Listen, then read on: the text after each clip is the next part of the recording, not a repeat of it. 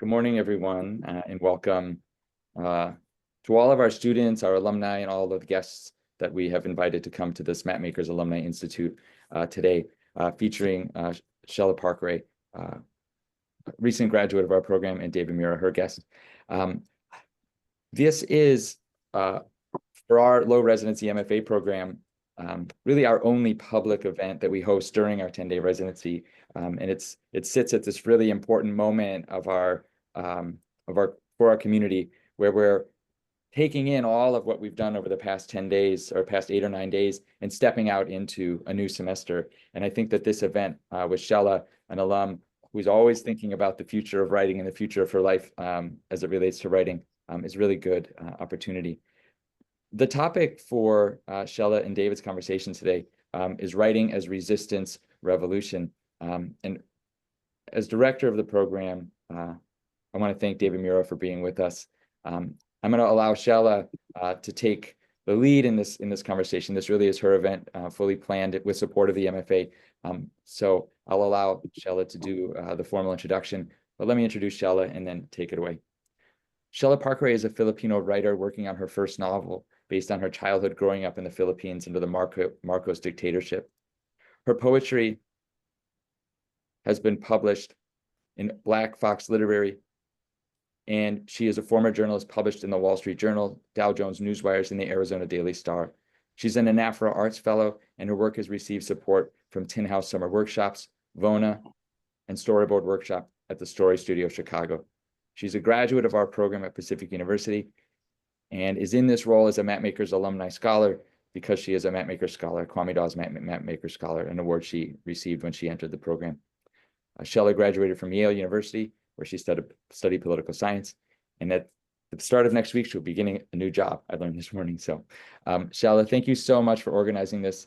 David, thank you for being with us. And I leave it to you. Thank you. Thank you, everyone. And I'm so jealous you're all in Seaside, or a lot of you are in Seaside. I'm so grateful for David to be here this morning. I met him through VONA, and I'm going to read his bio, and it's just, a brief portion of the activism that he does and all his writing accomplishments. David Mura is the author of The Stories Whiteness Tells Itself, Racial Myths in Our American Narratives, and the book A Stranger's Journey, Race, Identity, and Narrative Craft in Writing, both of which are nonfiction that deal with creative writing and race. David is a poet, creative nonfiction writer, fiction writer, critic, playwright, and performance artist. A Sansei, or third-generation Japanese American, David has written 2 memoirs: Turning Japanese, Memoirs of a Sansei, which won a 1991 Josephine Miles Book Award from the Oakland PEN and was listed in the New York Times Notable Books of the Year. And the other book is Where the Body Meets Memory, an Odyssey of Race, Sexuality, and Identity. His novel, Famous Suicides of the Japanese Empire, was a finalist for the Minnesota Book Award, the John Gardner Fiction Prize, and Virginia Commonwealth University Cabell First Novelist Award. David has written 4 books of poetry, including Angels for the Burning and The Last Incantations. His second, The Colors of Desire, won the Carl Sandburg Literary Award from the Friends of the Chicago Public Library, and his first, After We Lost Our Way, was a National Poetry Contest winner. David co-produced, wrote, and narrated the Emmy-winning documentary by Twin Cities Public Television, Armed with Language, about the Japanese-American Military Intelligence Services linguists who served in World War II. So thank you very much, David, for being here with us this morning. David's going to begin by reading an excerpt from his latest book, The Stories Whiteness Tells Itself, Racial Myths in Our American Narratives. Then we'll go into a conversation. I have some questions for David, and then we'll leave some time at the end for questions from all of you. So please raise your hand if I don't see you. Type your, actually, I guess raising your hand is better than typing your question in the chat, which I might miss. So please, David, go ahead. This is from my last book, The Stories Whiteness Tells Itself, Racial Myths in Our American Narratives.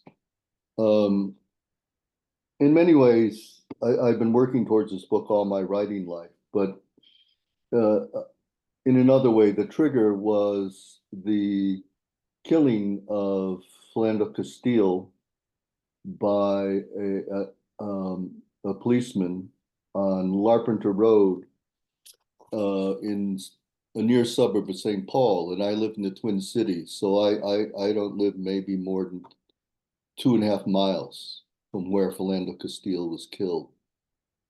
When I finished the book, as I was finishing it, George Floyd was killed, again at a place not more than 3 or 4 miles from my house. So both those events were very much in my mind as I wrote the book. And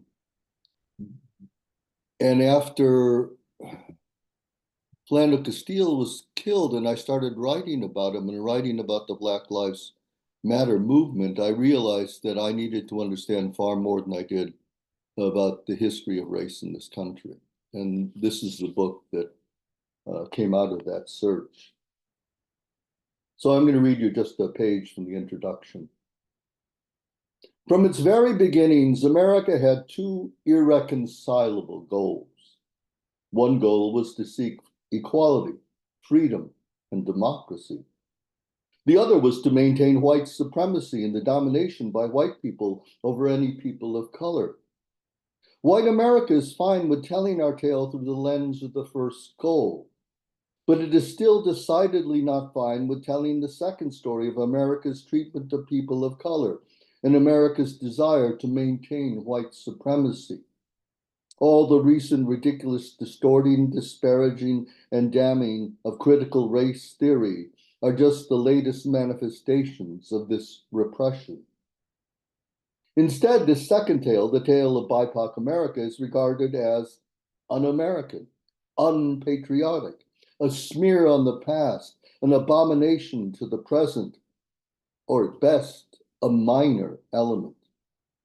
According to some, this story can never be integrated with the story of America's noble pursuit of its ideal goals. And this is an essential way white America is lied to itself. It is denied the voices of people of color as an essential and defining part of America's tale.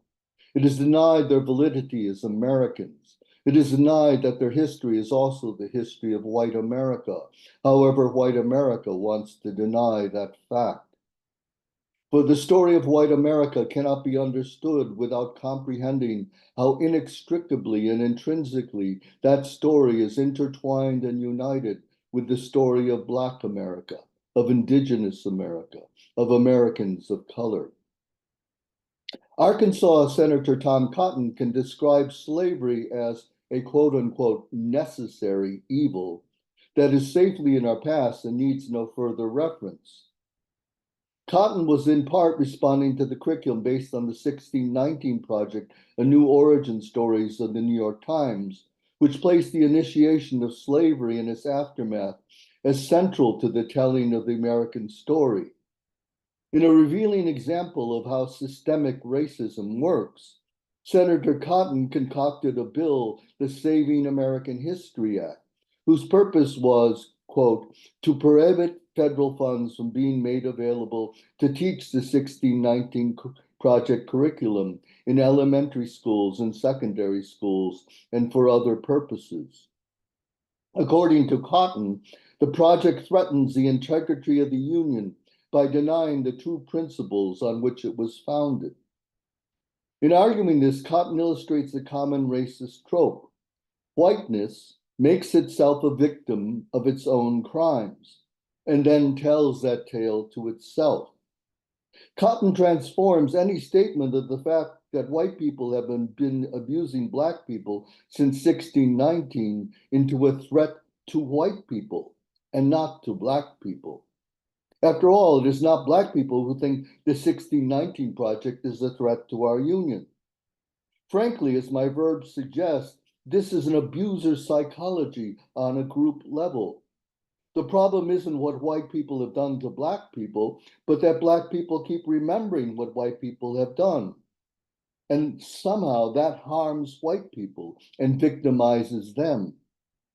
To which Black people might reply, if we can remember and live with the past and what your ancestors have done to our ancestors, why is it you can't remember and live with the same past? Are you that fragile? Thank you, David.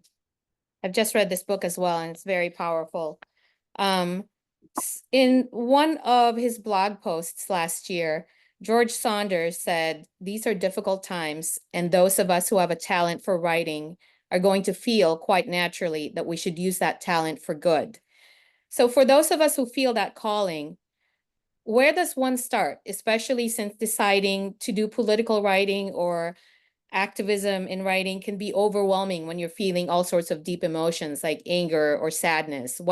David, what's step one, and how does that differ based on whether you are writing nonfiction, fiction, or poetry? This is a complicated question, and it's also, I think, the answer has to relate to each individual as a writer.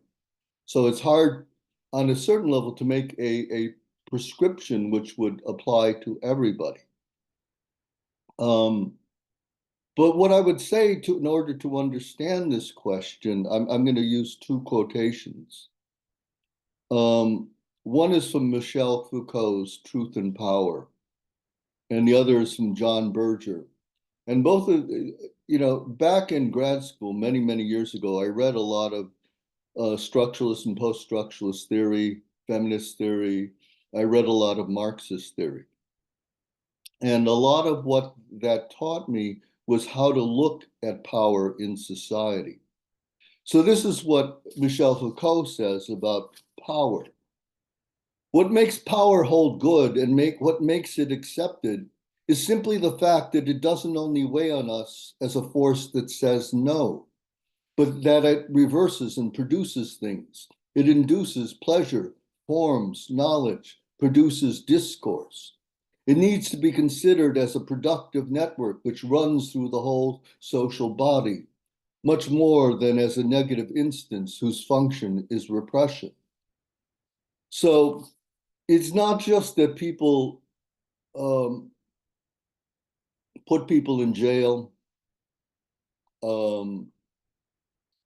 torture or kill people in regimes. And indeed, when that happens, the power of the ruling elite is actually at a less strong position than when people are not revolting.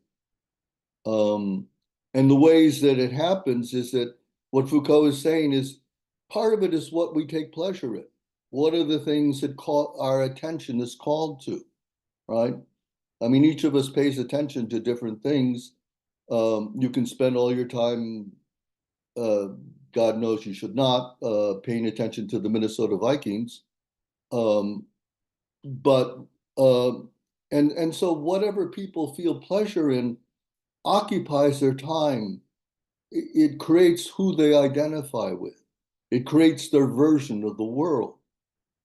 And part of what Foucault is implying, and Berger makes it more clear in the next quotation, is that oftentimes these pictures that in part are art of writing, creates of the world, along with media and television and movies, which are again written by some writer, is that they don't tell the truth about the world. They lie about the world. Here's Berger. Reality, however one interprets it, lies beyond a screen of cliches. Every culture produces such a screen, partly to facilitate its own practices, to establish habits, and partly to consolidate its own power. Reality is inimical to those with power, which is why somebody like Cotton objects to the 1619 Project. He objects to the stories and poems and history that's in that project because it makes him confront a reality that he does not want to confront. So part of this then involves on an individual level trying to understand, do you see the society clearly? What tools do you have to analyze what is going on in society? And it involves questioning oneself, questioning how one identifies oneself, how one tells one's story. And in a certain way, what I'm saying is, even before you begin to address that political issue, you must begin interrogating yourself. Okay. Now, for me, my parents were interned during World War II. They were imprisoned, as was every Japanese American on the West Coast during that time, which was mainly my parents and my grandparents' generation. Now, no one talked to me about the camps when I was growing up. A name would be mentioned and somebody would say Hakojin, white person, or Nihonjin. And then somebody would say, if they said Nihonjin, which was Japanese, they go, what camp were they at? And somebody would say like Rower or Heart Mountain, and then the conversation would go on. Nobody in our family sat down and explained to us kids, like, you know, at the outbreak of World War II, they rounded up our whole community and put us in these desolate places behind barbed wire fences in desolate areas of the West and South. And we were under rifle tower, under guard with rifle towers looking over us the whole time we were there. We were not given a trial. We were not given writ of habeas corpus. We were all looked at as an enemy fifth column. I didn't know about that. I had a friend who told me she thought they were summer camps until she got older, right? Because the adults never talked about it. It took me a long time for me to understand why the adults never talked about it, right? It was a mark of shame they felt. It was also nobody in America wanted to hear their tale, and it didn't afford them anything to tell other people, oh yes, we were imprisoned as a threat to America. That would not make people more disposed to them. And so my parents, in the way I look at it, is that race and ethnicity was a crime, because no Japanese American was ever convicted of espionage. Indeed, it came out 40 years later in 1982 that the FBI had done a study which determined that the Japanese Americans were not a military threat, but lied to the public about that threat. So it was a race and ethnicity, because they didn't do the same thing to the Italians or Germans. And I think my parents thought, okay, you know, if you're in prison for shoplifting, you don't shoplift anymore after you get out. So if you're in prison for your race and ethnicity, if that's your crime, then you must try in various ways to erase it. And so they raised me to think of myself as white. And when I was in high school, a friend would say, David, I think of you like a white person. And I would go, great, that's what I want to be. And it was only when I started reading Black authors, and I went through 5 years of English graduate school and read maybe a handful of poems by Mary Baraka, and that was it for Black authors. But once I began reading Black authors, I went, oh, they're talking about race, and they're talking about race in a way that none of the white authors that I had read, and I'd read through the main authors of the Anglo-American canon in graduate school, none of them talked about race like this. And it gave me a language to begin to talk about my own identity. I say this is a long story, but what it says then is I had to go back and examine my whole family history. I had to think about the psychology of my grandparents, the psychology of my parents, and how that was created by the political times in order to understand how I came to think about politics, about my racial identity, about the history of America. And it really wasn't until my late 20s that I began to question all of that. And what I often find, you know, when I've taught in MFA programs, is that this question of identity, sometimes it comes up if you're writing a memoir, but it doesn't necessarily come up if you're writing a novel. It may come up if you're writing poetry, it may not. Like if you're just writing poetry about nature, it may not come up, right?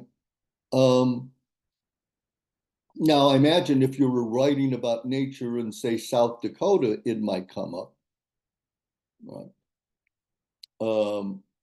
But that is entirely the opposite of if you're a indigenous or Native American writer writing about the landscape of South Dakota.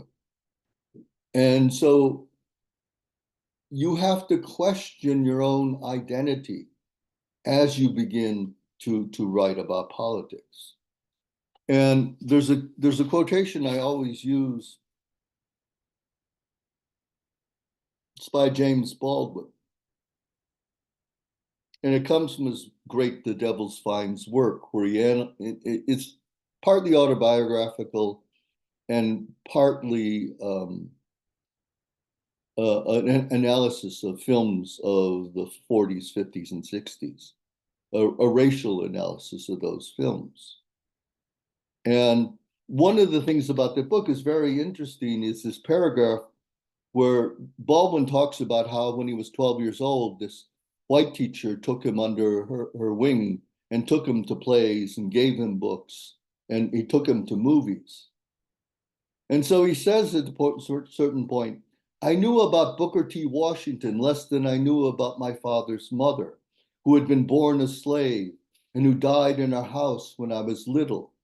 A child cannot make the connection between slave and grandmother, and it was to take me to a while to read Up from Slavery.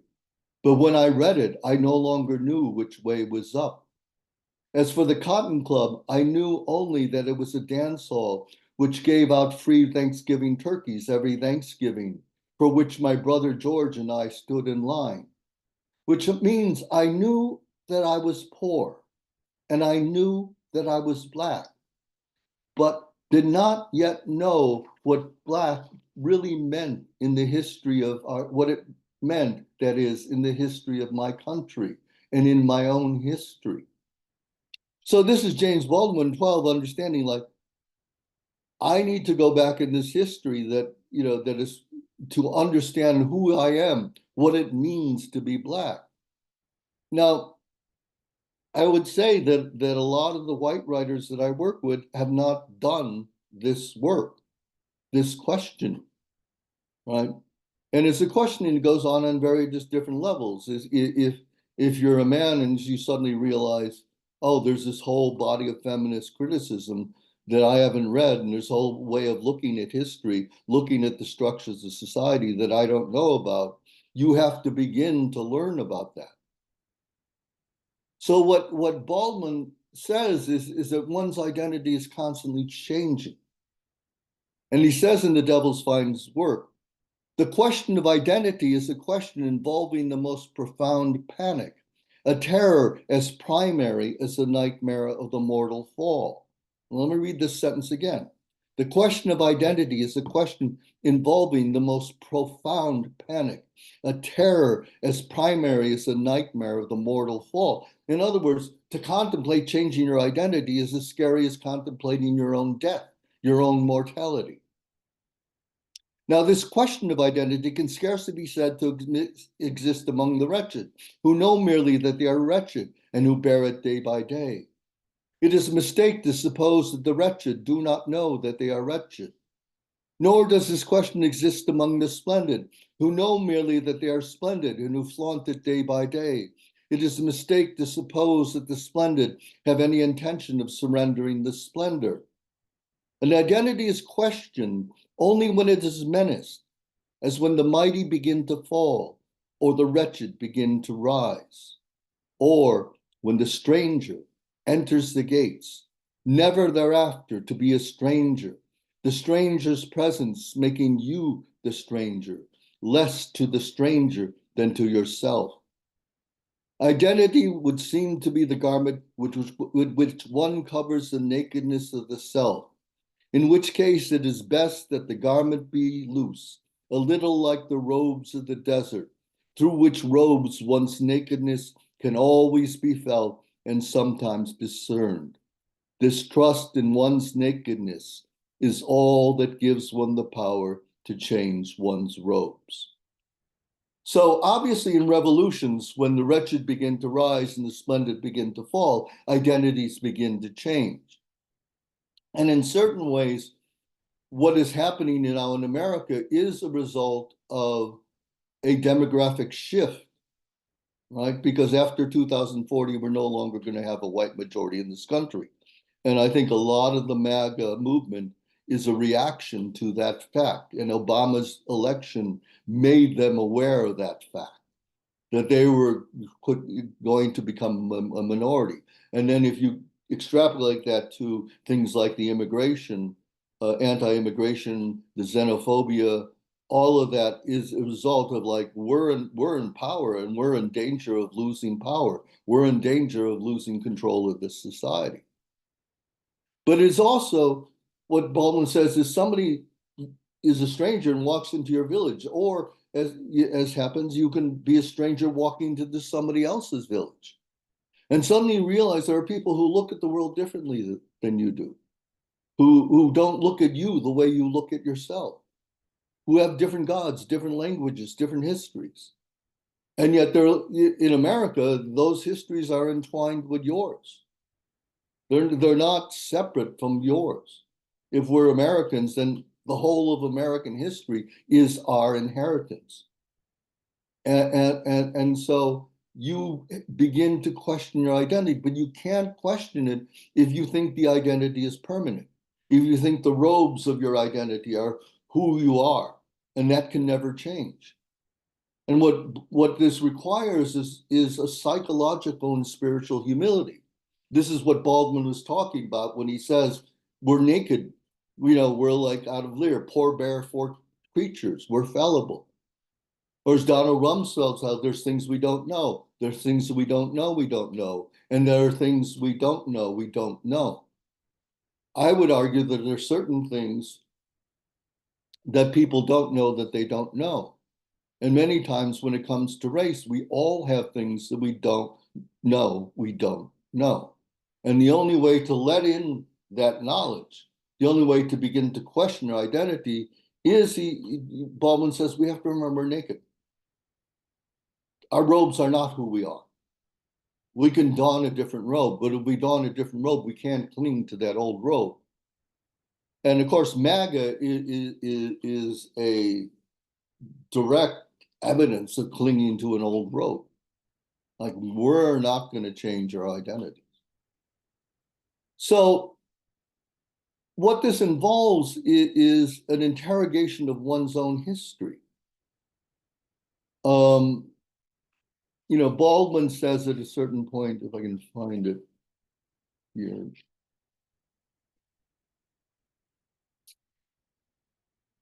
Well, David, also you talk about in your book how identity can be a limiting factor in political writing, in your writing in general. You talked about how Faulkner's treatment of the South, for instance, is far different from Morrison's treatment of the South. So even if you question your identity, is it really even possible to write beyond that? Or is identity a limiting factor no matter what? No, because your identity is not permanent. In other words, I'm a Japanese American. I will always be a Japanese American. But I think very differently from the 16-year-old, when a white friend would say to me, I think of you, David, like a white person. And it's not only the way I think about, my relationship to white people, my relationship to other people of color. I went to high school, it was 3,200. It was mainly Jewish. The only people of color were 10 Asians, and I was related to 5 of them. And so I didn't grow up with any diversity. And in my life has increasingly become more and more diverse. And with every addition of diversity, I had to question in various different ways, both my ignorance, and then when you find your ignorance, you either just go, okay, well, I don't want to pay attention to this, or it's going to spur me on to know more, right? And so it is a question, and sometimes it may seem very daunting, right, to make these changes. All you do is you begin to make a certain change. Now, I realize, like, I haven't talked in a way about practical things, but I really wanted to layer this down about internal questioning first. You know, and when these things happen and things you're upset, the first thing I think you do is you begin, if you want, begin writing about it. And don't expect a product to come out of it. Just go, how do I feel about it? How do I think about it? What do I know about it? What are the places that I need to know more, right? So there needs to be an internal process as well as a relationship to the outside world. Now, in terms of political things, there's all sorts of things you can do. You know, you change your life, right? You become involved in organizations. You can you know, there are literary things you can do. After George Floyd was murdered, I joined with a Black writer I knew, and we did an anthology of Minnesota BIPOC writers writing about 2020, and a lot of them wrote about the George Floyd murder, and that became a way of recording the community's reaction. Readings came out of that. You know, people talked about it. People taught. You know, so there was a political thing that came out of simply organizing people to write about something. You know, and that is something we can all do. If you have a subject that you're interested in, you can organize an organization. You can organize an anthology, right? You don't have to be alone. You can build infrastructure. In 30 years ago, I helped start an Asian American community based arts organization. And at the time, when people said, who are the Asian American writers in town, there were about 5 of us. And within 3 years, we published a directory with about 75, 80 Asian American artists and 30 Asian American arts organizations. Now, some of those were there and people didn't know about it, but we needed an organization to do that. We also brought, you know, and many of the Asian Americans needed a place where they felt safe, where they felt welcome to begin to do their art. So building infrastructure, building organizations is another way of political organizing, right? And I guess the other thing I want to say is that you have to think of politics on a broad level. It's not simply, you know, focusing on one issue, right? It can be focusing on empowering people within the community, right? There are things, or, you know, working with kids. There's all sorts of things that people can do, which are political work.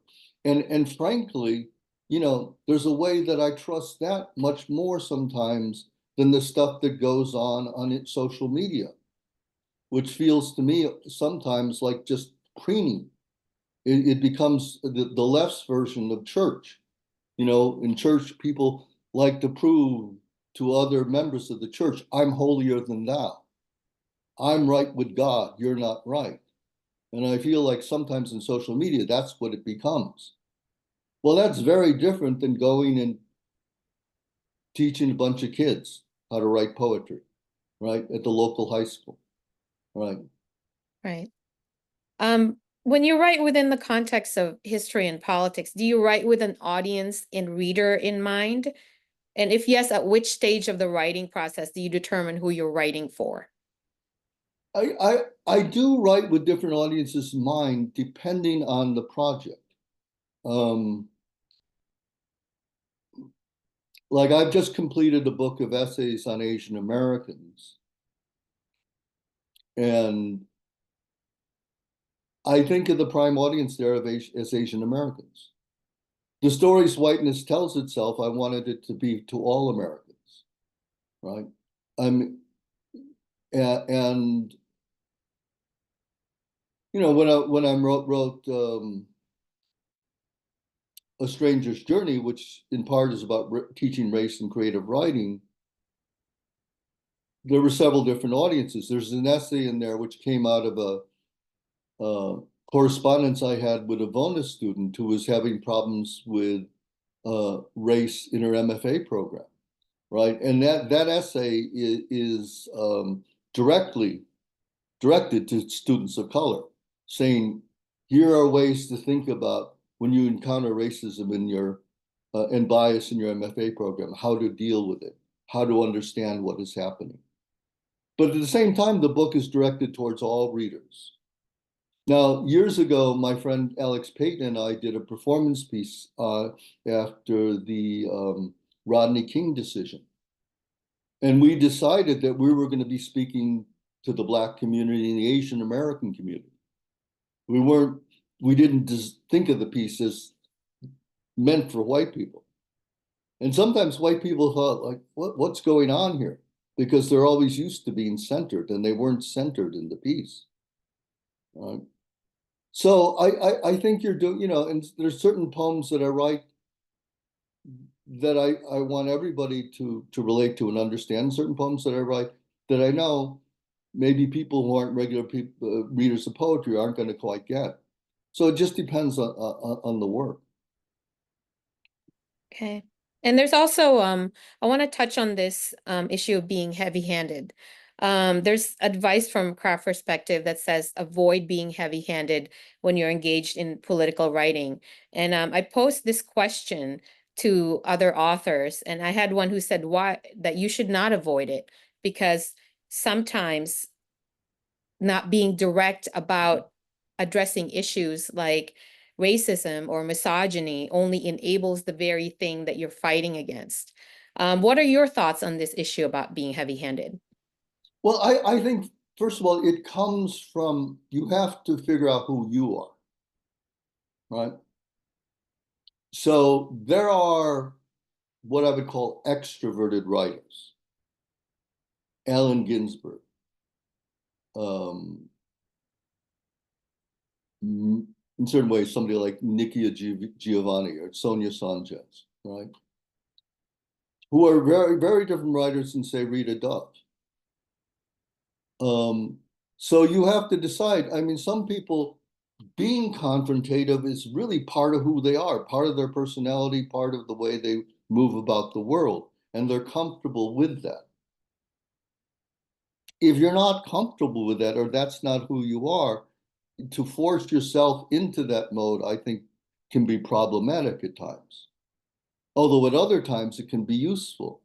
When I began doing performance poetry, I began, in spoken word, I discovered other ways of writing that weren't available to me before. Because my poems tended to be very controlled and literary. And it took me I couldn't access colloquial language. Once I started doing spoken word poetry, the types of language that are available to me as a poet increased. Right? Now, I also have always kept in mind that there's an essay in W.D. Snodgrass's book, In Radical Pursuit, where he makes the argument, if your point is strong, you don't have to keep making it up front. You just use it as a backdrop. Right? And I think, when I corresponded with you, I referenced Joy Kogawa, the Canadian, Japanese Canadian author. And in Canada during World War II, the Japanese Canadians were removed from the West Coast, like the Japanese Americans. But unlike the Japanese Americans, the Japanese Canadians were moved from their homes, but they weren't imprisoned. But it disrupted the whole community in the same way that the internment disrupted Japanese Americans and their community. But in the novel, the narrator is has a very autobiography very like Joy Kogawa, but she's not very political. And when her aunt, who's very political, comes and wants her to become really political, she just demurs. It's not who she is, right? And so, but everywhere in the backdrop of the novel is the fact of this political act of removing Japanese Canadians from the West Coast. And for some reason, they weren't allowed to return to the West Coast till 1948. 3 years after the war. And so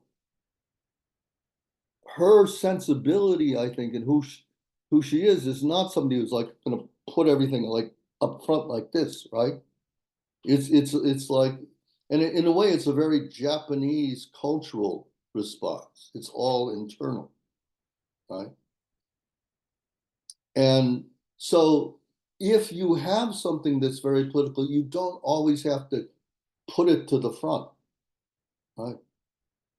And if you look at a lot of, say, the poetry about the Holocaust, for instance, it is elliptical. It's alluding to the Holocaust in various different ways. If you look at Beloved, what Sethe suffers as in her enslavement is all in the past. You're not shown contemporary depictions of it. And it's and so much of the past, and there are ghosts that haunt Sethe, right? So it's a ghost of the pain, it's a ghost of the baby that, you know, she drowned because she didn't want her baby to be returned to slavery after she tried to escape. And so the evidence of the pain of slavery is not contemporary with slavery, it's in Sethe's heart and soul. It's in the scars that are on her back, which looks like, I think, like a cement chokeberry tree, right? And part of that, you know, Saadia Hartman talks about, you know, depicting the pain of slavery. You know, there's a way in which, if it becomes too direct and explicit, it becomes like a horror show. There's a way in which it can dehumanize or make the people who are enslaved simply identified with that physical pain, with the physical torture, or it makes a spectacle, and so we're reading it for the spectacle of it. And I think that's what Morrison was trying to do. She was trying to evade that direct confrontation and presentation, right? And let it seep through. When you're, you know, writing these essays that are very, very strong and really have strong political content, do you ever worry about alienating some readers? Have you ever had, you know, an experience like that where you've gotten comments from people where, yeah, this is too much, or what are your thoughts about that? 30 years ago, when Miss Saigon came up, I started arguing with my white artist friends about yellow-face casting and the Orientalist stereotypes in that musical. And then I wrote about it, those arguments, in Mother Jones. I didn't use people's names, but the whole writing community, which was all white at the time, the people that I knew, I got letters saying, have you become a racial separatist? Are you going to divorce your wife? My wife is white. I got letters, these were from friends, not from anonymous strangers, saying, Wendell Berry says the reward for destroying community is power. And I wrote back saying, I think Wendell Berry was talking about corporations going into farming communities and buying up individual family farms, not one Japanese American writing about a bunch of white writers in the Twin Cities. And so I lost every single white artist friend I had. I was dropped from an editorial board, never asked to write for the organization again, even though the review I wrote of C.K. Williams, he told me it was the best, he and his editor thought it was the best review they'd ever read. And Frank Bedard said the same thing. But I was dropped. My writing that article was cited as a reason not to hire me. When my friend Garrett Hongo went to a literary conference and mentioned to somebody that he knew me, the person from Minnesota talked about what a horrible person I was for writing this article and betraying my friends.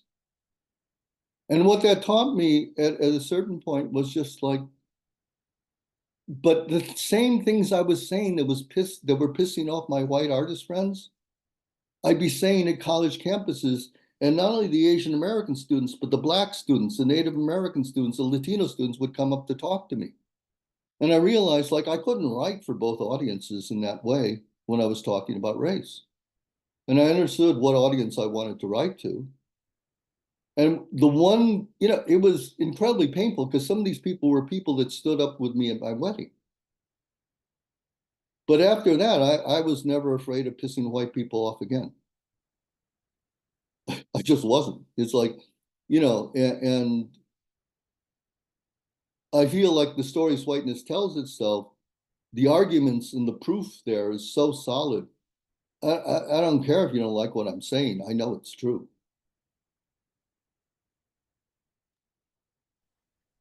At this point, I think we'd like to open it up to all of you if you have any questions for David.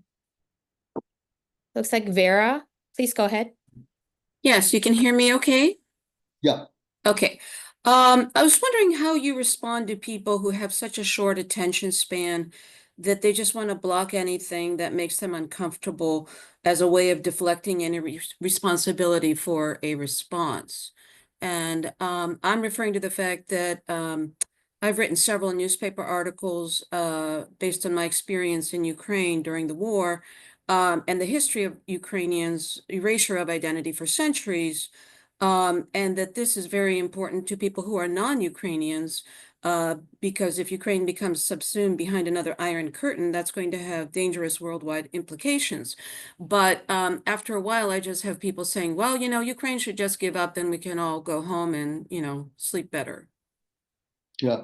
I don't know what you do about those people other than you just keep writing. Okay. And because those people have just decided we're not interested.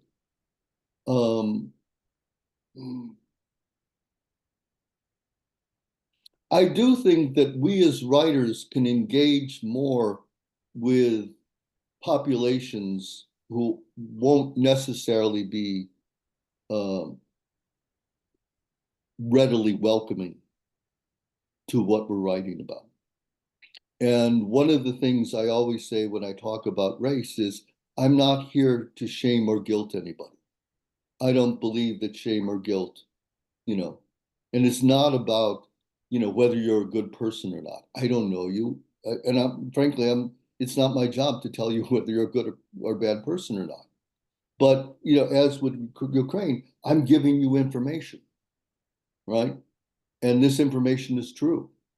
And you can do it with what you want, but this is, and then what you try to do, I think, is build better arguments, and sometimes people can't, handle better built arguments, but you provide them with history, you provide them with historical parallels to what happened, say, before World War II, and then you just got to keep on at it, right? But I think, for instance, you're somebody who could organize an anthology of American writers writing about Ukraine, right? And I'm sure if you did that, there would be a publisher who would be interested in that. And that's another way of spreading, the message that you're trying to get at. And then the other thing is podcast. I did a TED Talk, which is now up to about almost 800,000. Right. So, do a TED Talk on Ukraine, right? Thank you. Anyone else? I do have a question, David, about anger. And I think a lot of writers, especially given what's going on politically in this country. I think there's another. There's no, okay, yeah. I'll go ahead and call on, is it Mariam? Yeah, it's Mariam. Thank you. I guess my question is, as writing is resistance, sometimes, especially like these times in history, and I'm sure people have read this book too, about like how rest is resistance, especially when things feel very hostile in public spaces, even in academic institutions or workspaces. I guess sometimes I feel like I don't have like permission to rest.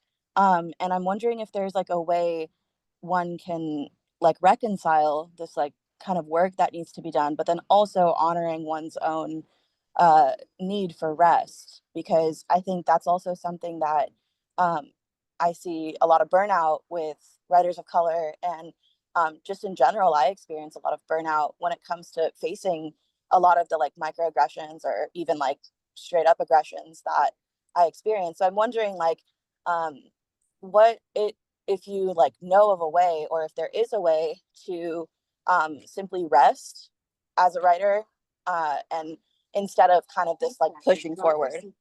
Yeah. Well, I think definitely if you are feeling exhausted, rest. I always say activism is a marathon. It's not a sprint.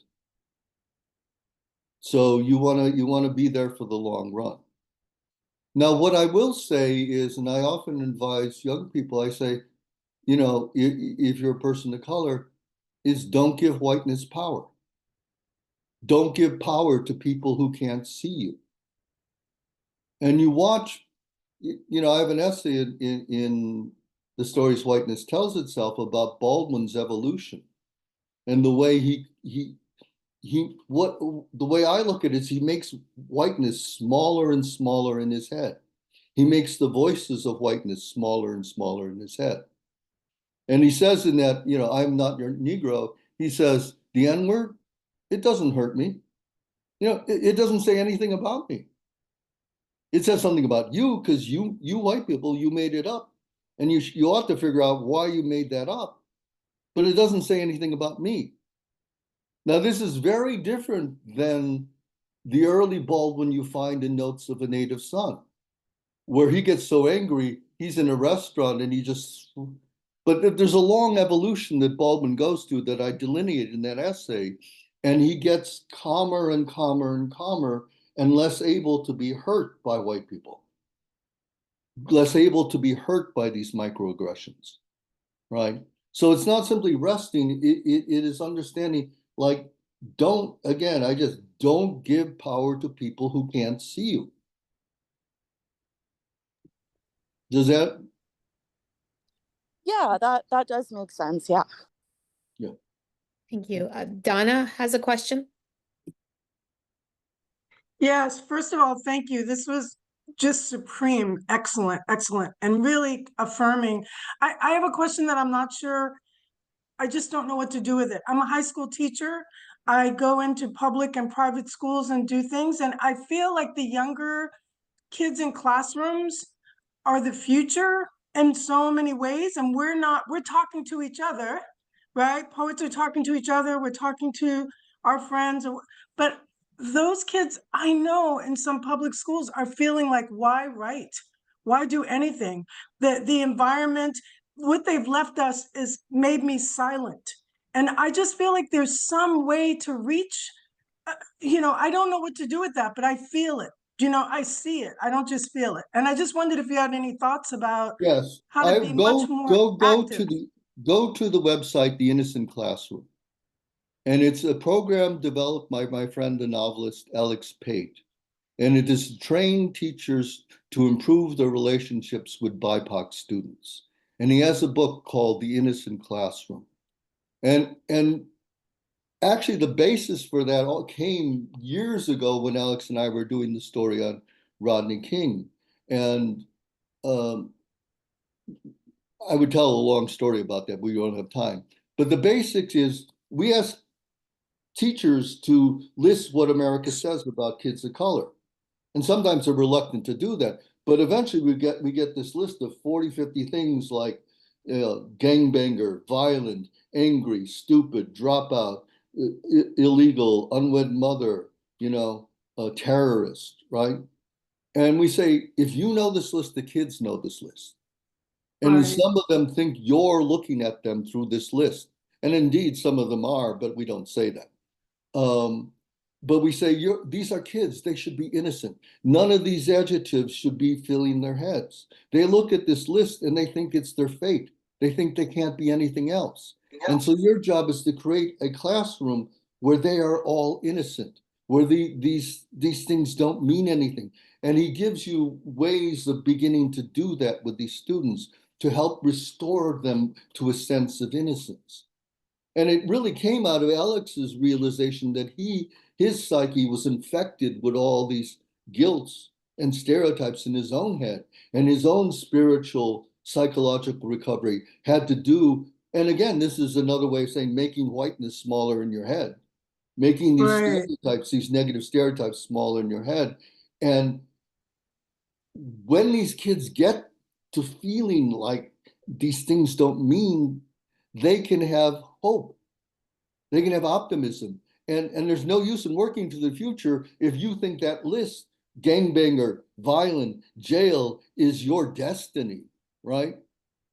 And when you work with these kids, and it takes some while, but in a way it doesn't. Like Right. you know, Yeah. So read those I books. Yeah. And that's a great resource. I'm just wondering how to educate teachers, and you just gave me, like, maybe putting together a workshop for teachers about, a colloquium of some kind that Yeah. really focuses in on this particular topic. Yeah, So thank you. And it's outlined, that sort of curriculum is outlined in the Innocent Classroom, the book. Thank you. Thank you so much. And I think quickly we have time for one more question. Lady? Sorry if I'm mispronouncing your name. Are you there? Yes, sorry, I Okay. was just trying to lower my hand.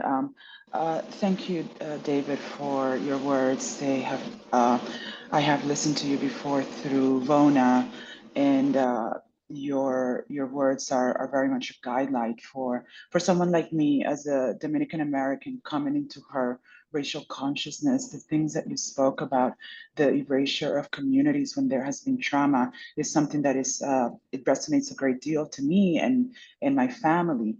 And as I've gone in my own journey through my writing and trying to make sense, much like you quoted Baldwin doing, I have found much of what you've spoken about the pushback and about losing friends, and in my case, even family being accused of like talking about these uncomfortable things and oh my God, you're so racialized.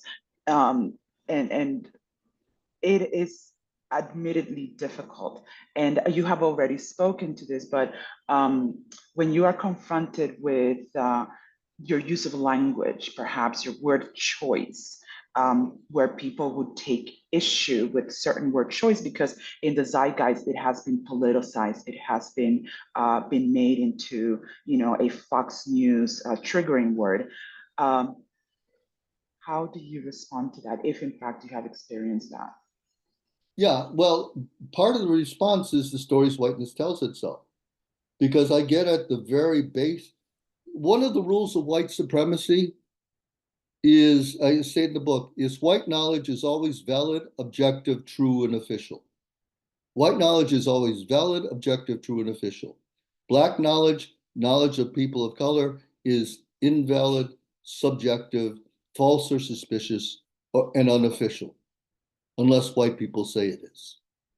Now, you could make a parallel to this to say, like, male knowledge is always regarded as valid, objective, true, and official. Women's knowledge is always regarded as, invalid, subjective, false or suspicious, or unofficial, right? This is the way power works at the very deepest level of how we evaluate and think of knowledge. And so the definition of racism that we have in America, or these cliches that people say, are simply rhetorical tricks to keep us from seeing the true nature of reality. In Playing in the Dark, Toni Morrison says, statements to the contrary, insisting on the meaninglessness of race to the American identity, are themselves full of meaning. The world does not become raceless or will not become unracialized by assertion. The act of enforcing racelessness in literary discourse is itself a racial act. So when people want to remove race, it is a rhetorical trick. It is a gaslighting in order to keep race off the table. And they're able, and the thing is that we people of color are not the people who created this definition, right?